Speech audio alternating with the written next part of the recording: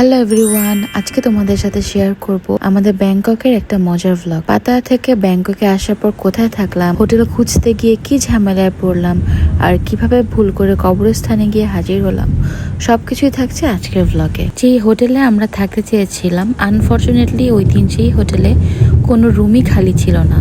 তো পরে আমরা ওইটারই সিমিলার একটা হোটেল খুঁজে পেলাম, তবে হোটেলটা ছিল একটু উল্টো পাশে, মানে আমাদের ফেরি পার হয়ে যেতে হয়েছিল। তো হোটেলে গিয়েই দেখি জায়গাটা বেশ সুন্দর, নিচ থেকেই রিভারের একটা সুন্দর ভিউ পাওয়া যাচ্ছিল। নদীর মধ্যে দিয়ে অনেক ক্রুজ যাতায়াত করছিল, আর পুরো জায়গাটা সুন্দর একটা ভাইব ছিল। হোটেলের নিচে একটা অনেক বড় ফুড কোর্ট ছিল। তো যেটা বলছিলাম, এই হোটেলটা খুঁজতে গিয়েই কিন্তু আমাদের সাথে একটা কাণ্ড হয়ে গিয়েছিল। আমরা ফেরি দিয়ে ভুল একটা জায়গায় নেমে পড়ি, তারপর হোটেল খুঁজতে খুঁজতে এমন একটা জায়গায় গিয়ে হাজির হই, যেটা পরে বুঝলাম আসলে এটা একটা কবরস্থান।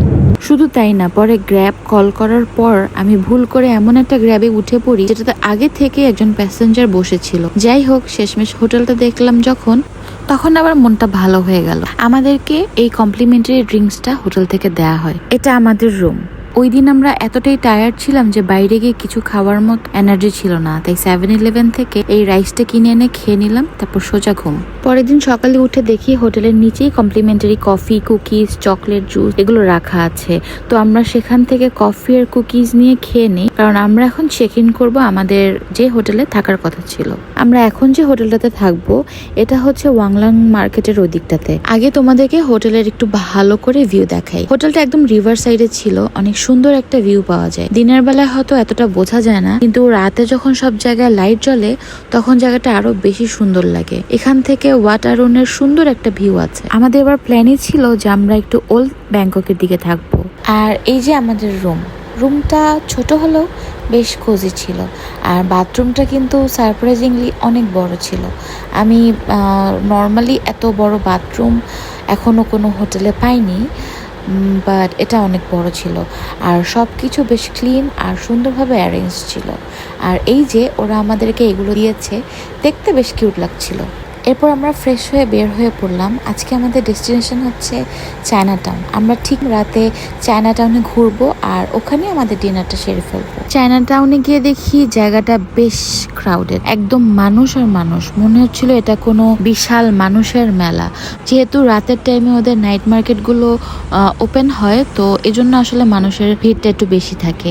চারপাশে আসলে অনেকগুলো স্টল দেখছিলাম, অনেক ধরনের খাবার, শপিং করার জিনিস সবকিছুই ছিল। যদিও আমি ওখান থেকে কিছু কিনিনি, কিন্তু ঘুরতে ঘুরতে বেশ ভালো লাগছিল। আর খাবারের কথা তো বলতেই হবে, আমরা অনেক কিছু ট্রাই করেছি। বিভিন্ন ধরনের ডেজার্ট খেয়েছি, আইসক্রিম খেয়েছি, আর অনেক কিছু খেয়েছি। মোটামুটি ওখানেই আমাদের ডিনারটা কমপ্লিট হয়ে গেল। আর চায়না টাউনে এই মহিলাকে গান গাইতে দেখলাম। আমরা কিছুক্ষণ দাঁড়িয়ে ওনার গান শুনছিলাম। জায়গাটার পুরো অ্যাটমসফিয়ারের সাথে ব্যাপারটা বেশ ভালোই লাগছিল।